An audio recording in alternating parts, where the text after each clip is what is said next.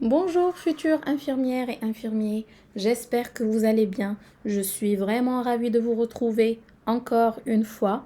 Donc aujourd'hui, on va entamer un sujet très pertinent, un sujet très important dans la communication. C'est les méthodes de résolution de problèmes de communication.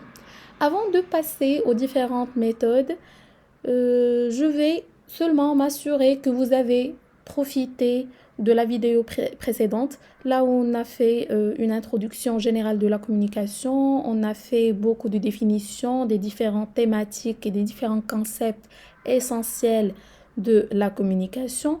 On a fait aussi le processus de la communication avec les différents composants. Aussi, on a pu dépister les grands problèmes qu'on peut rencontrer, empêchant ainsi le processus de communication. Donc, passons aux différentes méthodes. Donc, la première méthode de résolution de problèmes de communication, c'est ce qu'on appelle le brainstorming. C'est quoi un brainstorming? C'est une technique de créativité qui se pratique au groupe et qui a comme objectif la résolution de problèmes. Le brainstorming, c'est une forme de remue-ménage dans lequel les participants d'un groupe, donc comme on a dit, ils se pratiquent en groupe, ces participants du groupe apportent des idées de façon désordonnée, donc juste des idées comme ça, aléatoirement, au hasard. Ces idées sont d'abord recueillies sans jugement ou censure, puis ils sont ensuite triées. Et cela se fait selon 4 phases qu'on va voir tout de suite. Donc avant de commencer, il faut constituer le groupe. Donc ce groupe, il va être constitué par rapport à l'implication dans ce processus de communication ou bien avec consensus, avec des représentants qui vont bien sûr passer l'information aux collègues. Après, c'est, si vous voulez, le lancement de la session. Pour lancer la session, il faut d'abord définir la question, le cadrage de la question. Il faut cadrer la situation. Donc, on parle de quoi? Puis, on a la collecte des idées. Donc, après avoir collecté les idées, il reste donc à mettre de l'ordre et choisir les plus pertinents grâce à l'engagement de tout le groupe. Donc pour cette méthode de brainstorming, on a besoin d'un animateur, celui qui va diriger la session, qui va animer la session, et un secrétaire à côté, bien sûr, des autres intervenants, des autres membres du groupe. Le rôle de ce animateur, de cette personne qui va diriger, comme on a dit, la session, c'est d'abord, il initie et pilote le processus de brainstorming.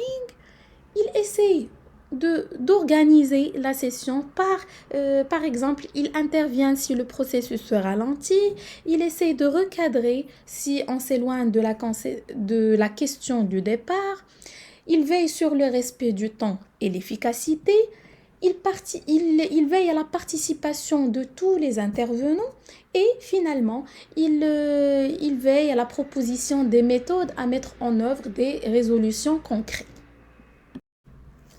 Le secrétaire, de sa part, il fait la prise de notes des idées dans n'importe quel moyen, soit un tableau, soit un paperboard, un PC, vidéoprojection. Donc, tous les outils sont valables et il faut qu'il note toutes les idées. Il n'y a pas une idée qui est supérieure à l'autre. Donc, ce n'est qu'à la fin du processus ou qu'à la fin de cette méthode de brainstorming qu'on fait bien sûr le triage des bonnes idées qui vont nous servir bien sûr à résoudre le problème de communication.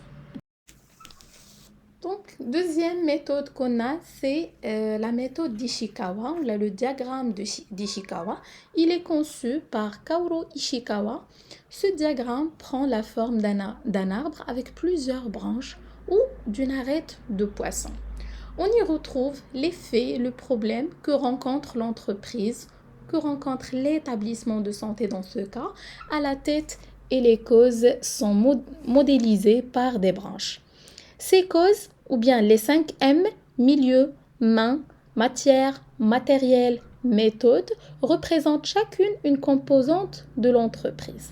À l'origine, le diagramme provenait de cette difficulté pour un Japonais à s'exprimer de façon parfaitement claire par écrit. À chaque concept correspond un idéogramme, d'où l'emploi fréquent de dessins ou d'idéogrammes. À la fin de la vidéo, je vous souhaite un bon courage et je vous fixe rendez-vous pour la prochaine vidéo, là où on va bien sûr compléter les différents chapitres de la communication pour les futures infirmières et infirmiers et sages-femmes.